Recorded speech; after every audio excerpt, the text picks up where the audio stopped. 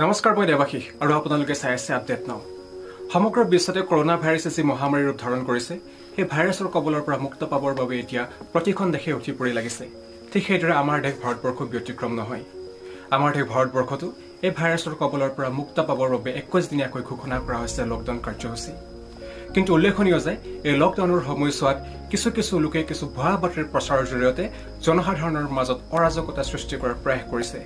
আৰু এনে সময়তে ভাইৰেল হৈ পৰিছে সোশ্যাল মিডিয়াত এটা ভিডিঅ' আৰু সেই ভিডিঅ'ত দেখা গৈছে যে গাড়ীৰ ভিতৰত থকা এজন ব্যক্তিয়ে এগৰাকী পুলিচ বিষয়াৰ গালৈ থু পেলাইছে আৰু কোৱা হৈছে যে এই ভিডিঅ'টোত থকা ব্যক্তিগৰাকী কোভিড-19ত আক্ৰান্ত কিন্তু প্ৰকৃততে সত্য কি জানিবলৈ চাওঁ হওক আমাৰ এই বিশেষ প্ৰতিবেদন প্ৰতিবেদনৰ আৰম্ভণিতে চাওঁ হওক সোশ্যাল মিডিয়াত ভাইৰেল হোৱা সেই বিশেষ ভিডিঅ'টো য'ত এজন লোকে এগৰাকী আৰক্ষীলৈ থু পেলোৱা দেখা গৈছে আৰু সেই ভিডিঅ'টোত থকা ব্যক্তিগৰাকী কোভিড-19ত আক্ৰান্ত বুলি প্ৰচাৰ কৰা হৈছে মেঘৰাজ চৌধুৰী নামৰ এজন লোকে ফেচবুকত আপলোড কৰা এই ভিডিঅ'টো প্ৰায় 1 লাখতকৈও অধিক লোকে প্ৰত্যক্ষ কৰিছে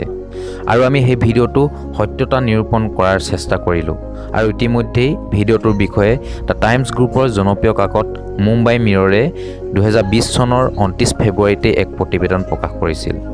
প্ৰতিবেদনত উল্লেখ কৰিছে যে ভিডিঅ'টোত থকা ব্যক্তিগৰাকীৰ নাম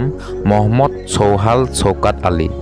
আৰু তেওঁক আদালতলৈ নি থকা অৱস্থাত পৰিয়ালৰ লোকে দিয়া আহাৰ গ্ৰহণ কৰিবলৈ বাধা প্ৰদান কৰাৰ বাবেই তেখেতে এই কাৰ্য সংঘটিত কৰিছিল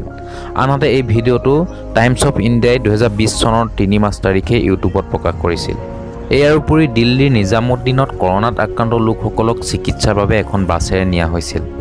কিন্তু ভিডিঅ'টোত দেখা গৈছে এখন পুলিচ ভেনখনত থকা কোনো লোকে মাস্ক পৰিধান কৰা নাই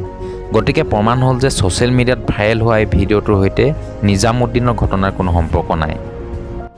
আৰু এই আছিল প্ৰকৃত সত্য সামাজিক মাধ্যমত প্ৰকাশ পোৱা এনে বহু খবৰ আমি সত্য নজনাকৈ শ্বেয়াৰ কৰি থাকোঁ আৰু এনেসমূহ খবৰে আমাক বিপথে পৰিচালিত কৰাৰ লগতে আমাৰ মাজত সাম্প্ৰদায়িক সংঘৰ্ষ সৃষ্টি কৰিব পাৰে গতিকে সজাগ হওক সচেতন হওক আৰু ভুৱা খবৰৰ পৰা বিৰত থাকক ধন্যবাদ